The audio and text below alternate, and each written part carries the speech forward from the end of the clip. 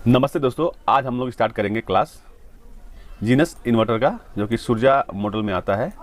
Prima inverter 912 volt में। इसमें section के हिसाब से हम लोग समझेंगे। जैसे पावर सेक्शन में अगर कॉम्प्लेन आए तो आपको क्या कॉम्प्लेन फेस करना पड़ेगा आपको। जैसा कि आप लोग देख सकते हैं, इन्वर्टर ऑन नहीं होना। ठीक है, इन्वर्टर ऑन नहीं होना।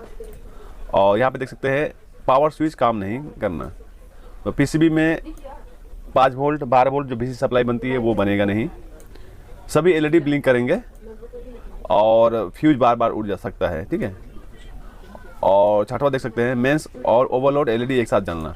अगर ऐसा कंप्लेंट आपको देखने को मिल रहा है तो ये पावर सेक्शन का प्रॉब्लम होता है। ठीक है, और आगे देखते हैं हम लोग। यहाँ पे देख सकते हैं battery voltage sensing input section. Battery voltage sensing input section, अगर इस सेक्शन में प्रॉब्लम अगर आ रहा है तो कौन को आपको कंप्लेंट फेस करने पड़ेंगे। जैसे कि आप लोग देख सकते हैं, बैटरी लो दिखाना। ठीक है, बैटरी लो दिखाना, और जबकि बैटरी फुल चार्ज हो या फिर सही हो। बैटरी की पानी सूखना, यानी बैटरी जल्दी जल्दी पानी सूख जाना। लो बैटरी अलार्म जल्दी देना। ठीक है, अलार्म जल्दी बज जाना लो बैटरी की।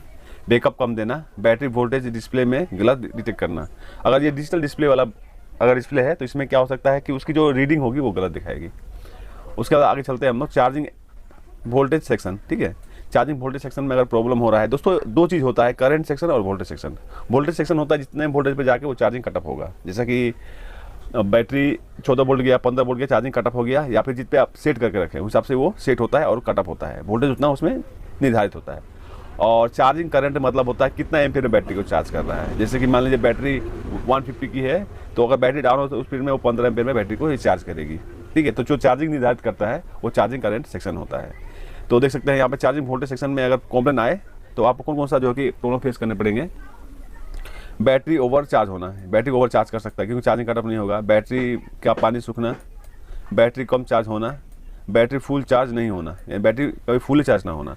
चार्जिंग वोल्टेज हाई या लो दिखाना। चार्जिंग करंट सेक्शन में हम समझ चलते हैं। तो चार्जिंग करंट सेक्शन में अगर प्रॉब्लम हो, बैटरी स्लो चार्ज करना, यानी कि बैटरी जो चार्ज कर रहा है बहुत धीमा चार्ज करता है। बैटरी चार्ज नहीं होना।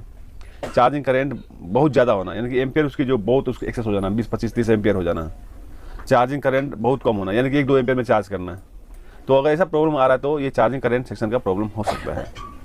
ओवरलोड सेक्शन देख सकते हैं। ओवरलोड सेक्शन में क्या होता है, इसमें आप जो लोड देते हैं उसका जो निर्धारित लोड होता है उस हिसाब से अगर मान लीजिए उसके अंदर आप यूज़ कर रहे हैं तो वो आपका ओवरलोड नहीं दिखाएगा। लेकिन जैसे ही उससे ऊपर आप यूज़ कर रहे हैं तो वो ओवरलोड दिखा के बंद हो जाना चाहिए। या फिर उससे कम अगर लोड यूज़ कर रहे हैं 100 वाट या फिर 200 वाट, उस पीरियड में अगर ओवरलोड दिखा रहा है तो इसका मतलब होता है कि इस सेक्शन का प्रॉब्लम है।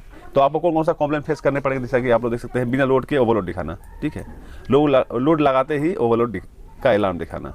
बार बार इन्वर्टर शट डाउन होना, ओवरलोड दिखाकर बंद हो जाना। ओवरलोड एलईडी जलना। तो अगर ऐसा प्रॉब्लम आ रहा है तो इस सेक्शन का प्रॉब्लम हो सकता है। अब दोस्तों चलते हैं, इसमें और सेक्शन है oscillator, driver, output, MOSFET, transformer, ये सेक्शन है। और इस सेक्शन से जो है कि इलेक्ट्रिसिटी जनरेट होती है। तो इसमें अगर कॉम्प्लेन आ रहा है तो कौन कौन सा प्रॉब्लम फेस करने पड़ेंगे, इसको समझ लेते हैं। एक नंबर में है इन्वर्टर एसी आउटपुट नहीं देना। ठीक है, आउटपुट वोल्टेज फ्लक्चुएशन करना। ठीक है, मॉसफेट गर्म हो जाना, ट्रांसफार्मर आवाज़ करना, गेट पल्स नहीं बनना। अगर ये सब प्रॉब्लम हो तो इस सेक्शन का प्रॉब्लम होता है। और देख सकते हैं ये डिस्प्ले सेक्शन है। अगर डिस्प्ले सेक्शन में प्रॉब्लम आए तो कौन कौन सा आपको कॉम्प्लेन फेस करने पड़ेंगे। जैसा कि आप देख सकते हैं डिस्प्ले काम नहीं कर रहा। अगर डिस्प्ले काम नहीं कर रहा, इन्वर्टर ओके चल रहा है तो ये डिस्प्ले सेक्शन का प्रॉब्लम है। एलईडी गलत इंडिकेशन देना, यानी गलत उसका जो एलईडी है वो गलत दिखा रहा है लेकिन काम कर रहा है, तो वो डिस्प्ले सेक्शन का प्रॉब्लम हो सकता है। बैटरी लेवल गलत दिखाना, डिस्प्ले अगर इसमें है तो उसकी जो वोल्टेज है वो गलत दिखा सकती है। ठीक है, डिस्प्ले ब्लिंक करना, या फिर ये जो डिस्प्ले है वो ब्लिंक कर रहा है तो इस सेक्शन का प्रॉब्लम हो सकता है। अब बजर सेक्शन में चलते हैं। बजर सेक्शन में अगर प्रॉब्लम आ रहा है तो लो बैटरी अलार्म साउंड नहीं देना। अगर बैटरी लो हो गई है और इसमें एलईडी लो की दिखा रही है लेकिन साउंड नहीं दे रहा है तो अलार्म सेक्शन का प्रॉब्लम है। ओवरलोड अलार्म नहीं देना, बजर लगातार बीप के साउंड देना, फॉल्ट होने पर अलार्म साउंड नहीं देना, बजर वीक हो जाना। ठीक है, अगर बजर भी कम बज रहा है तो इस सेक्शन का प्रॉब्लम हो सकता है। अब चलते हैं आगे, ये चेंज ओवर सेक्शन है। ठीक है, चेंज ओवर सेक्शन में अगर आपको कॉम्प्लेन आए तो कौन कौन सा प्रॉब्लम आप फेस करेंगे इसके बारे में हम लोग समझ लेते हैं। मेंस आने पर चेंज ओवर में डिले होना, यानी चेंज मीन्स आधे दिए हैं वो करीब 1 मिनट 2 मिनट लेके चेंज हो रहा है, तभी इस सेक्शन का प्रॉब्लम हो सकता है। लाइट ब्लिंक करना है चेंज ओवर के साथ, घर का लाइट ब्लिंक कर रहा है और चेंज ओवर के साथ में ऐसा हो रहा है तो वो चेंज ओवर का प्रॉब्लम हो सकता है। मेंस देने पर मैग्नेट बनना, कभी कभी क्या होता है जैसे हम मेंस देते हैं उस पेड़ में ट्रांसफार्मर में मैग्नेट बनता है, तो ये चेंज ओवर सेक्शन का प्रॉब्लम हो सकता है। कभी कभी क्या होता है जो सेंसिंग लेता है वो सेंसिंग में फिल्ट्रेशन नहीं रहेगी, तो इसमें जो ट्रांसफार्मर है उसमें मैग्नेट बनेगी। और यहाँ पे देख सकते हैं एसी देसी सिलेक्टर यानी कि रिले सेक्शन का है, इसमें क्या प्रॉब्लम देखने को मिलेगा, रिले चिपक जाना, यानी कि वन वे हो जाना। वन वे अगर रिले हो जा रहा है तो रिले का प्रॉब्लम हो सकता है। रिले क्लिक साउंड करते रहना, यानी कि जो चैटरिंग की आवाज़ दे रही है लगातार, तो ये इस सेक्शन का प्रॉब्लम हो सकता है। एसी डीसी सिलेक्शन नहीं होना, ठीक है, ये एक साइड में रह जाना या फिर वो सिलेक्शन नहीं कर रहा है, डिस्प्ले में दिखा रहा है कि वो चेंजेबल हो गया लेकिन रिले काम नहीं कर रहा है, तो इसका मतलब होता है कि ये रिले ख़राब है। मेंस एसी कोड में लाइन आना, यानी कि रिवर्स वोल्टेज देना, जैसे हम लोग का इन्वर्टर से जो हम लोग इनपुट करते हैं सप्लाई, ठीक है, और सॉकेट से आउटपुट निकलता है, अगर ये उल्टा वापस निकलने लगे उस एसी कोड से, तो एसी डीसी सिलेक्टर सेक्शन का प्रॉब्लम ये हो सकता है। अब दोस्तों चलते हैं आगे, प्रोटेक्शन सेक्शन। प्रोटेक्शन सेक्शन में देख सकते हैं यहाँ पे इन्वर्टर बार बार ट्रिप होना, ठीक है, अगर इन्वर्टर बार बार ट्रिप हो रहा है तो ये प्रोटेक्शन सेक्शन का प्रॉब्लम हो सकता है। शॉर्ट सर्किट प्रोटेक्शन एक्टिवेट हो जाना, ठीक है, इसमें एक इन्वर्टर में एक अलग सेक्शन बनाया जाता है। मॉसफेट में कुछ भी अगर ओवरलोड हो रहा है या फिर थ्रू होता है, किसी में ट्रांजिस्टर थ्रू होता है, वो माइक्रो आईसी में वो सिग्नल लेके जाता है, तो वो प्रोटेक्शन सेक्शन का काम होता है। शॉर्ट सर्किट में वो ट्रिप हो जाना, ओवर टेम्परेचर अलार्म देना और प्रोटेक्शन गलत ट्रिगर होना, यानी कि वो इन्वर्टर तुरंत ही आपको प्रोटेक्शन में चला जा रहा है, तो इस सेक्शन का प्रॉब्लम हो सकता है। कूलिंग फैन सेक्शन, अब दोस्तों इसमें कूलिंग फैन सेक्शन में एक है जो कि अगर फैन ना काम कर रहा हो तो इस सेक्शन का प्रॉब्लम हो सकता है। फैन से नॉइज निकलना, बहुत ही हमिंग दे रहा है तो फैन खराब हो सकता है। इन्वर्टर बहुत ही गर्म हो जा रहा है, यानी कि फैन काम नहीं कर रहा है, फैन लगातार चल रहा है, तभी भी इस सेक्शन का। अब आगे चलते हैं हम लोग, यहाँ पे देख सकते हैं 13 नंबर जो है फीडबैक सेक्शन।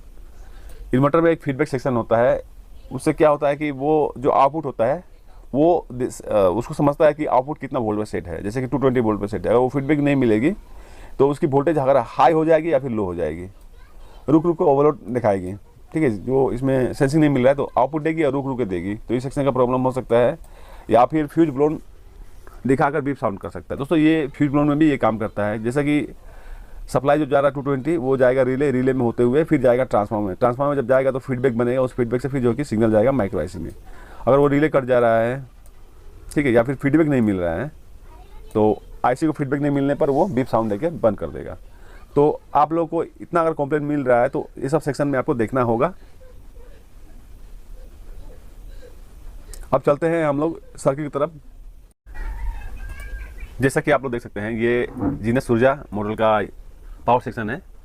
पावर सेक्शन में अगर कंप्लेन आए तो मैं आपको बताया हूँ, सेट डेड हो जाएगी, स्विच काम नहीं करेगा और ओवरलोड दिखा सकता है और फ्यूज बार बार जा सकता है। तो यहाँ पे देख सकते हैं अगर फ्यूज बार बार जा रहा है तो आपको यहाँ पे कैपेसिटर चेक कर लेना है, ठीक है, कैपेसिटर चेक कर लेना है। ये सब कैपेसिटर अगर शॉर्ट हो जाएंगे तो ये फ्यूज बार बार जाएगा। और मॉसफेट चेक कर लेना है, मॉसफेट अगर शॉर्ट रहेगी तो फ्यूज बार बार चला जाएगा। उसके बाद में 5 वोल्ट सप्लाई अगर नहीं बन रहा है तो आप इस रेगुलेटर को चेक कर लेना है। और 5 वोल्ट अगर गर्म हो रहा है तो यहाँ पे आपको डायोड चेक करना है, ठीक है, ग्राउंड के बीच में डायोड चेक करना है। अगर डायोड दिखा रहा है तो यहाँ पे शॉर्टिंग नहीं है। और यहाँ पे जैसे ही आप चेक कर रहे हैं इस पीरियड में अगर बीप का साउंड दे रहा है, दैट मीन्स ये होगा कि आईसीसी शॉर्ट है, या फिर इसके बीच में एक पीएफ लगा हुआ है, कैपेसिटर लगा हुआ है, अगर ये भी शॉर्ट होगा तो ये बीप का साउंड देगा। तो आपको कैपेसिटर और पीएफ को चेक कर लेना है। और उसके बाद में अगर कैपेसिटर पीएफ से सही है तो माइक्रो आईसी खराब हो सकता है। और यहाँ पे डायोड शो कर रहा है, यानी कि शॉर्टिंग नहीं दिखा रहा है, फिर भी 5 वोल्ट नहीं बन रहा है, तो इस रेगुलेटर को बाहर निकाल के अलग से आप एक बार चेक कर लीजिए। क्या करना है, इसमें 12 वोल्ट देना है, इसकी बॉडी में नेगेटिव और यहाँ पॉजिटिव देना है। और यहाँ से यहाँ वोल्टेज मेजर करेंगे तो 5 वोल्ट दिखाएगा। अगर 5 वोल्ट दिखा रहा है ठीक है, नहीं दिखा रहा है तो खराब है, यहाँ पे आप नहीं लगा दीजिएगा। तो ये है आपका पावर सेक्शन। अब battery, low battery and over charge problem, इसमें होता है ये बैटरी लेवल सेंसिंग इनपुट है, ठीक है। तो यहाँ पे जो 12 वोल्ट जाती है, यहाँ पे R4 15 के रेजिस्टेंस के थ्रू जो कि इसमें सिग्नल जाता है। और यहाँ पे जो वोल्टेज है 12 वोल्ट उसको रिड्यूस करके, क्योंकि ये जो आईसी है 3.3 वोल्ट का है, ठीक है, तो इसके अंदर ही वोल्टेज यहाँ पहुँचना चाहिए। इसके ऊपर वोल्टेज पहुँचेगा तो माइक्रो आईसी खराब हो जाएगी। इसके लिए ये सर्किट बनाया हुआ है। यहाँ पे देख सकते हैं 2.26 वोल्ट यहाँ पे देखने को आपको मिलेगा वोल्टेज को रिड्यूस करके। और एक यहाँ पे रेजिस्टेंस लगा हुआ है, यहाँ वोल्टेज को डिवाइड किया गया है। दोस्तों ये रेजिस्टेंस क्यों लगाया गया, कि यहाँ पे जो वोल्टेज बनेंगे सडनली जो कि इंक्रीज डिक्रीज ना हो, दोस्तों क्या होता है, अगर आप डायरेक्ट इसमें दे देंगे तो वोल्टेज यहाँ पर बढ़ जाएगा, ठीक है। और यहाँ पे वोल्टेज तो बढ़ता घटता है, लेकिन स्लोली बढ़ेगा, स्लोली घटेगा। अगर ये रेजिस्टेंस निकाल देंगे तो तुरंत बढ़ जाएगा और ये जो माइक्रो आईसी खराब हो जाएगी। तो इसके लिए यहाँ पे रेजिस्टेंस, ये वोल्टेज को डिवाइड किया गया है और ये पिन नंबर 14 में जाएगा डीएसपी कार्ड में और वहाँ से ये चला जाएगा माइक्रो आईसी में, ठीक है। तो आपको यहाँ पे चेक कर लेना है। अगर इस सेक्शन में प्रॉब्लम आए, लो बैटरी सेक्शन में, तो मैंने आपको बताया है बैटरी को ओवर चार्ज कर सकता है, बैटरी चार्ज नहीं कर सकता है, बैटरी में जो है बैटरी को पानी सुखा सकता है, क्योंकि इसमें जो सेंसिंग नहीं मिलेगी बैटरी की, तो बैटरी को लगातार ये चार्ज करता रहेगा। या फिर ये अगर हाई हो जा रहा है तो बैटरी को चार्ज नहीं करेगा। तो इसको आप लोगों को ध्यान देना है। इस सेक्शन में देख सकते हैं, ये क्लास डे है और ये AC DC सेलेक्टर सेक्शन है और इसमें जो कि रिले का मेन भूमिका होता है इसमें। और जैसे मेन सप्लाई हम लोग देंगे उस स्पीड में न्यूट्रल ट्रांसफार्मर से डायरेक्ट लगा होता है, जैसा कि आप लोग देख सकते हैं। और मेन जो सप्लाई है यहाँ पे इनपुट होगा और उसके बाद में फ्यूज के द्वारा अब रिले में ये चला जाएगा। रिले से फिर जुड़ते हुए ये ट्रांसफार्मर में चला जाएगा। किसी वजह से ये रिले ख़राब हो जा रहा है तो ये सप्लाई ट्रांसफार्मर में नहीं जाएगी और यहाँ पे फीडबैक नहीं मिलेगा इस सेक्शन को, तो ये बीप साउंड देता रहेगा। और दोस्तों अगर ये जुड़ जा रही है, जैसे कि मान लीजिए गर्म होकर चिपक जा रही है, उस पीरियड में जैसे ही आप बैटरी से इन्वर्टर को ऑन करेंगे तो इसमें आपका रिवर्स वोल्टेज देखने को मिलेगा। जो AC कोड है उसमें रिवर्स वोल्टेज देखने को मिलेगा। अगर ऐसा प्रॉब्लम देखने को मिल रहा है तो आपको यहाँ पे रिले को चेंज करना है, इसकी ट्रांजिस्टर को चेंज करना है, ठीक है। और हो सकता है माइक्रो से सिग्नल ना आता हो, तो आप यहाँ पे सभी कंपोनेंट को आपको चेक कर लेना है। तो इस सेक्शन में ट्रांजिस्टर, रेजिस्टेंस और मेन इसका रिले है। इसी है 83202 है ड्राइवर IC। इसमें सिग्नल आता है, जैसे कि आप लोग देख सकते हैं यहाँ पे माइक्रो IC सिग्नल आएगी। 4 सिग्नल इसमें आएगा, 2 लो 2 हाई, देख सकते हैं यहाँ पे सिग्नल आया हुआ है और यहाँ पे से ये सिग्नल आया हुआ है। 4 सिग्नल आएंगे और यहाँ से जो कि आपका 4 सिग्नल निकलेगा मोस्फेट के लिए। ये 2 जो है 2 हाई पल्स है, इसमें निकलेंगे मोस्फेट। यहाँ पे आपको जो कि 6 वोल्ट के आसपास देखने को मिलेंगे, ठीक है। और यहाँ पे जो नेगेटिव वाला है ये लो पल्स है, ठीक है। तो यहाँ पे आपको 4 सिग्नल देखने को मिलेंगे, लेकिन 2 सिग्नल आपको जाएगा हीटिंग से, ठीक है। यहाँ पे जाएगा, देख सकते हैं 2 पल्स आपका वापस गया हुआ है इसमें।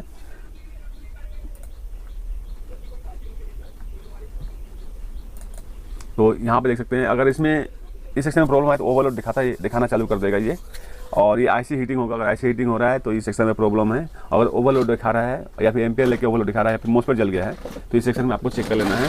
इसमें जितना रेजिस्टेंस है, डायोड है, आप चेक करके नया IC लगा सकते हैं। दोस्तों इसमें क्या होता है, अगर मान लीजिए कैपेसिटर फुला हुआ है, उस पीरियड में कैपेसिटर लगाने के बाद ओवरलोड दिखा रहा है, तो आप यहाँ पर IC लगा देंगे तो सिस्टम ओके हो जाएगी, ठीक है। लेकिन अगर मोस्फेट जला हुआ है और मोस्फेट लगाकर आप इस IC लगाएंगे तो ये काम नहीं होगा। यहाँ पे रेजिस्टेंस भी जल जाते हैं, ठीक है। जो रेजिस्टेंस लगे हुए हैं भी जल जाते हैं। अगर मोस्फेट बर्न हुई है, फट गई है, तो आप मोस्फेट लगाने के बाद में डायरेक्ट आप जो कि यहाँ पे ड्राइवर कार्ड ही आप लगा दें, ठीक है। ड्राइवर कार्ड लगा देंगे तो सिस्टम ओके हो जाएगी। या फिर इसको रिपेयर कर सकते हैं। इसमें रेजिस्टेंस जितने लगे हुए हैं, असेंबली रेजिस्टेंस है, सभी को आपको चेंज करना पड़ेगा।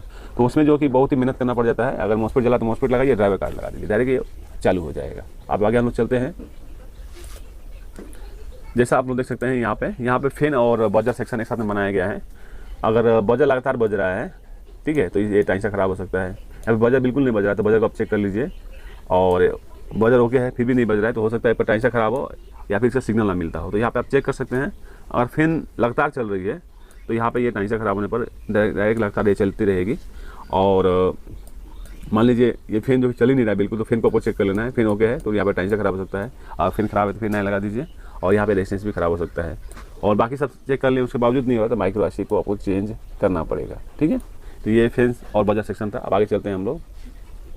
यहाँ पे देख सकते हैं ये जो है कि चेंज ओवर सेक्शन है। चेंज ओवर सेक्शन में ये जो सेंसिंग ट्रांसफार्मर है उसके द्वारा जो कि इसमें सिग्नल आता है, जैसा कि आप लोग देख सकते हैं 2 सिग्नल आएगा। और ट्रांसफार्मर ख़राब है तो चेंज कर दीजिएगा। जब तक ये ट्रांसफार्मर ख़राब होता है, ट्रांसफार्मर ख़राब होने से ये चेंज ओवर नहीं होता है। ट्रांसफार्मर इसमें 24 वोल्ट का होता है। तो यहाँ पे जो सप्लाई आ रही है आपको चेक कर लेना है। यहाँ पे करीब 24 वोल्ट के आसपास देखने को मिलेगा। और फिर भी ये वोल्टेज कम मिल रहा है तो यहाँ पे 2 PF लगे हुए हैं, ज़्यादातर ये ख़राब हो जाते हैं, ठीक है। इस PF को आप एक बार निकाल के चेक कर लीजिएगा। अगर ओके हो जा रहा है तो आप दूसरा यहाँ पे PF लगा दीजिएगा। आगे जाएंगे, देख सकते हैं यहाँ पे रेजिस्टेंस R18 10 के का रेजिस्टेंस लगा हुआ है। यहाँ पे देख सकते हैं यहाँ पे रेजिस्टेंस लगा हुआ है 330 ओम्स का है।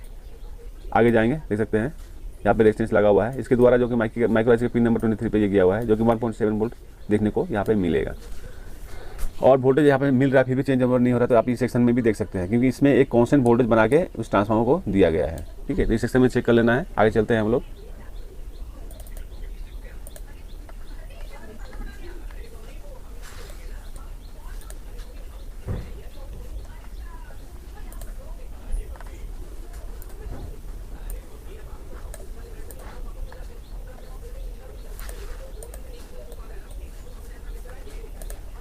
यहाँ पे देख सकते हैं, यहाँ पे ये चार्जिंग एम्पियर सेक्शन है। तो यहाँ पे देख सकते हैं, ये जो ओवरलोड सेक्शन है, जो शंट होती है, शंट से सिग्नल आता है जैसा कि आप लोग देख सकते हैं। तो ये ओवरलोड सेक्शन में आएगा सप्लाई, और यहाँ पे ओवरलोड